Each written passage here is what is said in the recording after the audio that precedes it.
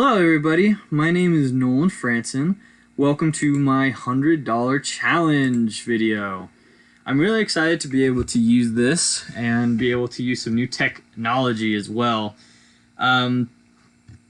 So let's go ahead and get right into this. I'm excited to start. So I want to talk about my business idea first. The business idea that I thought of was to start a small lawn care business. I would first do small jobs like pulling weeds, mowing the lawn, simple things that would not require me to buy equipment or even spend a ton of time looking for equipment.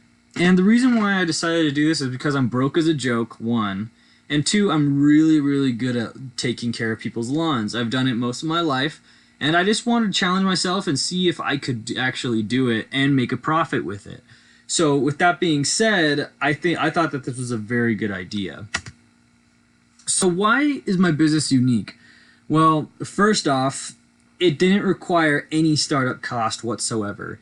Literally, I just needed myself and my hands, and that was pretty much it. I would eventually borrow some equipment from my uncle, which he graciously allowed me to use. And I also would use other people's equipment, people that were just willing to let me work in their yard for a small amount of time. And the ultimate goal was honestly to be able to buy some equipment eventually. And I had a lot of success with this, you know? I mean, for what I had, I had a lot of success. But here's some successes that I wasn't really thinking about too much.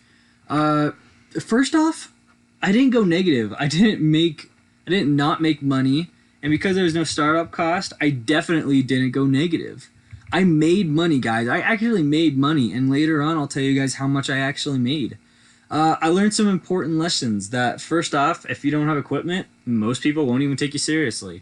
I met people like to talk a lot, especially at the doorstep of people's house. They like to talk about their yard and what they've done to the house, and that's a good way to get into people's doors and get your business in the door.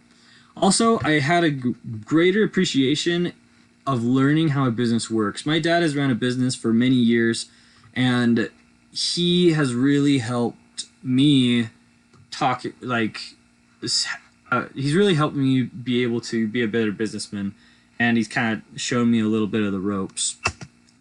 The big question is, what would I change if I was to go back? Honestly, I wish I wasn't as cheap and bought some tools with the startup money of $20. We were allotted $20, and I could have bought a trowel, some gloves, maybe even a very, very crappy lawnmower even. Or even rented one out for a day or two to get some real headway. And also I would have liked to put flyers and stuff out. This is just a little chart of the money we made. The orange represents the profit. The blue represents the cost, and the gray represents the loss. So what's into the future for my little company? Well, honestly, I plan to put more money into it and actually make it a business in the local area. There's plenty of business to have here, and that's what I really want to do, is grow it without having a budget limit. So here's some end results. Here's some ending numbers. So I made a $60 profit. It cost me absolutely nothing to start up. I spent about 20 hours a week on this, mainly in trying to find people who needed work done. I had no employees because I was the only one, and I project that my company is gonna make $120 a year, guys.